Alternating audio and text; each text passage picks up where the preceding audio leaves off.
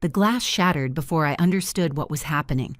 My mother's hands were already reaching for the second frame, yanking it off the wall with enough force to send it crashing into the trash can she'd placed right beside the dining table.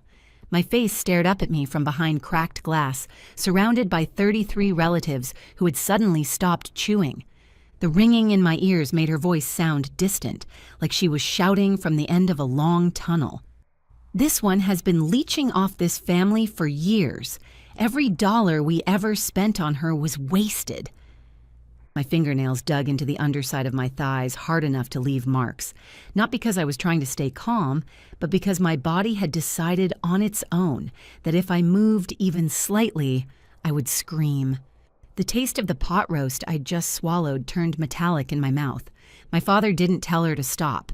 He looked directly at me and said loud enough for every cousin, aunt, and uncle to hear that I owed them every cent they'd ever spent raising me, that I was nothing but a bad investment. My sister Brianna shoved back her chair and gestured toward the door like she was escorting a shoplifter out of a department store. "My name is Megan. I'm 27 and I work in UX design. This is the story of how I stopped being my family's credit line and started being their worst financial nightmare." I didn't cry. I didn't argue. I picked up my bag, walked out of the house they'd just erased me from, and called a ride back to my apartment. They thought that was the end of it. They had no idea I'd been tracking what they'd done to my name and my credit for months, and that dinner was the final confirmation I needed to turn their perfect family portrait into the kind of legal destruction they never saw coming. When I got back to my apartment, my hands weren't shaking from what they'd said. They were shaking from what they'd just confirmed. I wasn't their daughter anymore. I was a line item, a debt they thought they owned the receipt for. I dropped my keys on the counter, kicked off my shoes, and went straight to my laptop. No texts, no social media posts. I opened a blank document and typed one sentence in all caps at the top. "This is not about hurt feelings. This is about what they did to my name." Here's what you need to understand about my family. My mom, Patricia, is a senior loan officer at a credit union outside Austin. The kind of woman who reminds you she understands money every time you try to make a decision without her. My dad, Ronald, co-owns a heating and air company he built from nothing, and he never lets anyone forget how much it cost to raise me. My older sister, Brianna, is a guidance counselor. All soft smiles and inspirational Facebook quotes. We're the Morrows. Matching Christmas sweaters, staged photos at every barbecue, perfect on paper. Behind closed doors, it was different. When I chose UX design instead of accounting or nursing, Patricia called it a phase. Ronald would joke in front of everyone that I was the artistic one, which in his voice meant the irresponsible one. Every choice I made that didn't match their script became a debt they thought I owed. When I was 19, Patricia insisted I open a joint account with her, just to help manage your bills so you don't mess up your credit. I was exhausted, so I signed whatever she put in front of me. She set up online banking, saved all the passwords, and told me not to change them. Years later, after I'd moved to Austin and gotten my own place, she was still the one with my social security number memorized. My mail still went to their house because it's safer. I thought it was just controlling. I didn't think it was criminal until the letters started arriving. A few months before that dinner, I got a notice from a bank I'd never heard of thanking me for applying for a personal loan. I assumed it was junk mail and threw it away. Then another envelope came about a new line of credit. My credit score app pinged me with a drop that didn't make sense. I was paying my card on time. My student loans were current. That night, I didn't let it slide. I pulled up annual credit report and requested files from every bureau. While the PDFs downloaded, I made myself breathe slowly, letting the anger burn off just enough that I wouldn't make sloppy mistakes. When the reports opened, it felt like someone had flipped on fluorescent lights in a room I'd only ever seen by candlelight. There were accounts I'd never opened, in cities I'd never lived in, all tied to my name and my parents' address. Small personal loans, a store card, a line of credit that had been maxed out and rolled into a consolidation loan. The dates lined up perfectly with years I'd been too busy to read every piece of mail they forwarded.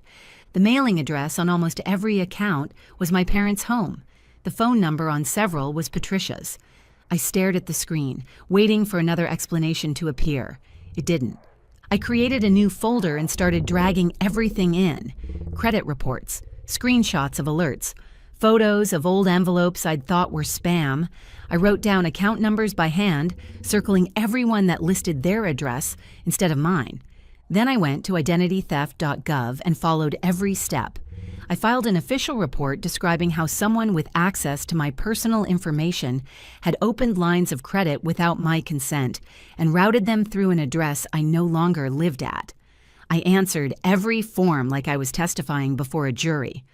After that, I placed fraud alerts with each bureau and initiated a freeze, locking down my file so no one could open anything new without layers of verification.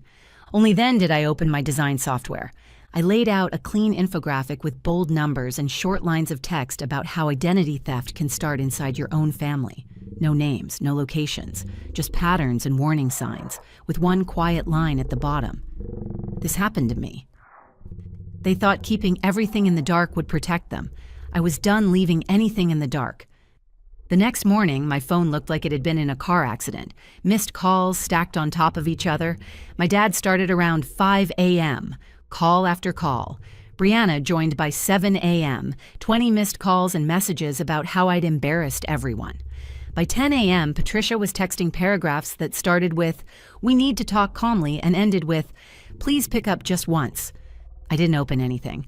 I just photographed the notifications one by one and saved them to the same folder as the credit reports. Receipts, patterns, proof that they only reached for me when they needed something or when they realized they'd pushed too far. I uploaded the infographic to an anonymous account on a personal finance subreddit. Simple title: "My family used my identity for years. Here's what I wish I'd noticed sooner." Then I posted a toned-down version on LinkedIn, framed as educational content about red flags. Within hours, people were commenting, asking questions, sharing their own stories of parents and spouses, opening accounts behind their backs. It was comforting and horrifying to realize how common this was.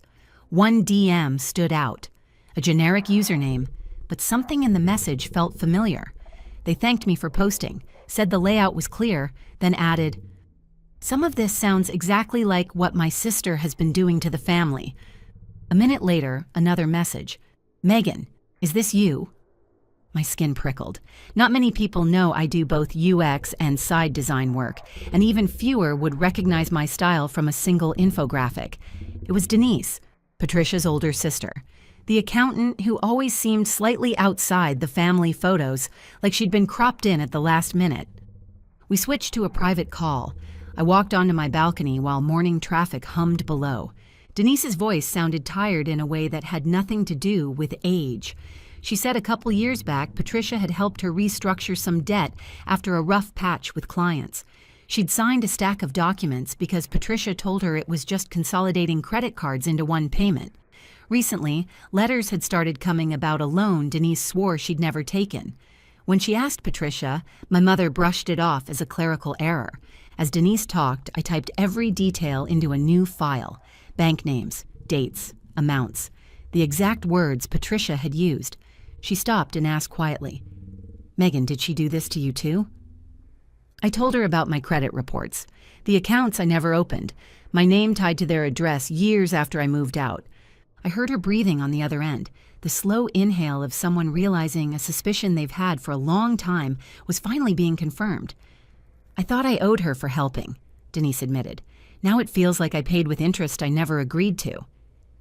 She agreed to scan and email every piece of paperwork she could find. When we hung up, I had a clear picture forming. This wasn't just about me.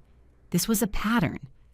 Brianna texted me 2 days later, like nothing catastrophic had happened. "Can we meet for coffee to talk like adults?" Then a follow-up. "It's about mom and money. Please." That second sentence did what 33 relatives yelling couldn't. It made me curious. We met at a cafe near my office, the kind with plants hanging from the ceiling. Brianna was already there, eyes shadowed like she hadn't slept since the dinner. She apologized for how things went, not for what she did. She blamed stress, the economy, pressure on our parents. I let her talk until she ran out of excuses. Then I slid a folder across the table. Inside were copies of my credit reports with every fraudulent account highlighted. Her face went pale when she saw our parents' address next to my name over and over. She tried spinning it. Mom was just helping. She knows how to get better rates. I asked when exactly trust started meaning signing someone else's name on a loan. That shut her up. I showed her Denise's email where Patricia called a collection notice just a mix-up and told her to ignore it. Then I asked Brianna straight out if Patricia had ever used her information. She hesitated just long enough to answer without saying a word. There'd been times Patricia handled things for her too. A consolidation, a refinance Patricia called a harmless cosign. Brianna had signed where Patricia pointed because that was easier than reading every line. The more she talked, the more her answers matched accounts tied to my file and Denise's letters. Less like separate favors, more like a system. When I mentioned Grandma Evelyn, something flickered across Brianna's face. Patricia had handled everything when Evelyn sold her house and moved into assisted living. Every meeting, every call. She'd brought a neat little check to the moving party and said the rest went to fees and taxes. I typed while Brianna talked, building a timeline. Year 1, I start college and open a joint account with Patricia. Year 2, Denise hits a rough patch. Patricia steps in. Year 3, Grandma sells her house. Year 4, Ronald's company suddenly has a new work truck and remodeled office. When I told Brianna I'd filed with the FTC and that Patricia's own credit union would have to investigate, she stopped spinning. She asked what I planned to do next. I told her I was talking to an attorney, not to sue for fun, but to protect myself before their mess destroyed my financial future. If that meant dragging the whole rotten structure into the light, so be it. My phone buzzed with a text from an unknown number. One blurry photo. Ronald grinning next to a new company truck, beer in hand. Caption: "Funny how fast that upgrade showed up after Grandma sold her house, huh?" From my uncle on Ronald's side. He'd gotten my number from a cousin months earlier when family drama first started leaking out, and Brianna had apparently mentioned we were meeting that day. I showed Brianna. The last piece of denial slipped from her face. A week later, Patricia showed up at my office unannounced. "There's a woman here asking for you," the receptionist slacked me. "Says she's your mother. She looks intense." I walked out to the lobby. There she was in her best work blazer, clutching a leather folder like she was about to sell someone a mortgage. "Megan," she said, standing up with her church smile. "Can we talk?" I glanced at the lobby cameras and told her we could talk right there. No closed doors. She didn't like that, but she sat anyway. She started with the kind of apology you give when you're worried about appearances. Things got heated. Everyone was emotional. "It's been hard on your father and me." Then she showed her real reason for being there. "I saw something online," she said, voice dropping. "Some infographic about family identity theft. People are talking. I need to know what you've been saying about us." Not, "Are you okay?" Not, "Did I hurt you?" Just, "What are you telling people that could make my life harder?" I told her I'd posted an educational graphic about what happens when someone abuses access to another person's financial information. No names, no locations. But I'd also filed an official identity theft report and frozen my credit. Banks and regulators would start asking questions about what she'd done with my social security number. The color drained from her face. "Do you have any idea what you've done to my career, to this family?" I told her I had a very clear idea what she'd done to my credit, to Denise's, probably to Grandma's. I slid a printed summary across the coffee table. Dates, lenders, amounts, the same home address appearing over and over. "You don't understand how this works," she said, trying to regain control. "I know people at these places. I structured loans to look good on paper. I did this to help you build credit, to help Denise, to help Mom. No one was complaining until you decided to make a spectacle." I reminded her that helping someone usually involves telling them what you're signing them up for. I mentioned the email where she called Denise's collection notice a clerical error. Her eyes flashed. For a moment, I thought she might yell. Instead, she leaned forward and lowered her voice, which was somehow worse. "You are my daughter. We don't take each other to court. We don't drag family business in front of strangers. You want your credit fixed? I'll fix it. I'll make some calls. But you need to stop whatever you've started. Take down your posts. Tell whoever you've talked to it was a misunderstanding." Behind her, my boss Derek had stepped out of a meeting room and was pretending to check his phone. I looked my mother in the eye. No. I wasn't deleting anything. I wasn't calling this a misunderstanding. I wasn't helping her keep it buried because she was afraid for her job title. She stood fast enough to knock the folder against the table. "You're making a mistake. When this comes back on you, don't come running to me." She walked out without looking at Derek, heels clicking like a metronome. He walked over afterward and asked if I was okay. I gave him the short version, just enough to explain there might be uncomfortable calls coming to the office. Instead of backing away, he offered to loop in, company legal if Patricia tried showing up again. That small gesture. Someone believing me on the first pass. It felt like oxygen. The ripples kept spreading. Denise sent scans of everything. Loan documents with suspicious signatures, payoff statements that didn't match, emails where Patricia told her to ignore the numbers. My attorney forwarded some of it to Patricia's credit union. They were already looking into her because of my identity theft report. Now they had more than red flags. They had a pattern. A state investigator called to ask follow-up questions. Nothing dramatic, just a calm voice walking through dates and accounts, confirming I hadn't authorized any of this. Every time I answered no, something heavy shifted a little more in my favor. At night, when anger kept me awake, I built a simple website explaining how financial abuse and identity theft happen inside families, links to government resources, my story broken into anonymized case studies. No names. The facts were ugly enough on their own. Traffic ticked up as people shared it in forums and group chats. A cousin I hadn't heard from in years emailed asking if she should pull her own credit reports. I told her yes. It took months for everything to catch up with them. Not a dramatic movie scene. Slower. Like a fuse burning under the floorboards. First, the formal letter from Patricia's credit union saying they were reviewing multiple loan files connected to her and might reach out to me for verification. A week later, state regulators requested permission to use my complaint in a broader investigation. I signed every form. I wanted every flashlight possible pointed at what they'd been doing. Denise went in for her interview first. 2 compliance officers and a lawyer walked her through every favor Patricia had done in the past 5 years. They showed her documents with signatures that didn't look like hers and asked if she'd given Patricia permission to sign for her. Number. Had she received the full amounts those loans said she had? Number. Grandma Evelyn's part came next. Too frail for long meetings, so her lawyer arranged a deposition at the care facility. She cried when she saw how much money had gone through Patricia's hands when her house sold. Proceeds she'd never seen. Fees no one explained. Somewhere in the middle, Ronald tried damage control. He called me with a speech about outsiders trying to tear the family apart, investigators who didn't understand how families help each other off the books. I told him forging signatures and rerouting loan proceeds wasn't helping. He asked if I could just tell them it was a misunderstanding. Number. He hung up on me. The official fallout started with Patricia's job. The credit union put her on leave, their polite way of saying, "Don't come back while we figure out how deep this goes." Co-workers she'd known for 20 years suddenly audited loans she'd processed. A lot had familiar last names. Then came the civil case. Denise and Grandma Evelyn's lawyer filed suit against both my parents, arguing they'd benefited from money obtained through fraud. My name was in the filings too, a victim of identity theft. My attorney asked if I wanted to be there for the first hearing. I said no. I didn't need to watch Patricia pretend she didn't recognize her own handwriting. Brianna went. She texted me afterwards saying she'd never seen Mom look so small. Their defense was what I expected. Family arrangements. Verbal promises. Helping relatives through tough times. But every time they tried to frame it as accidents, there were numbers that didn't match. Signatures that looked wrong. Timelines too convenient.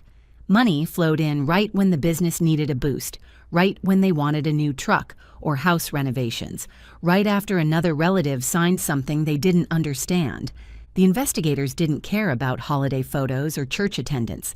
They cared about documentation, the way Patricia's login appeared on loan files tied to relatives, notes in the system mentioning strong relationship with borrower, while those same borrowers sat across from them saying, "I didn't agree to any of this."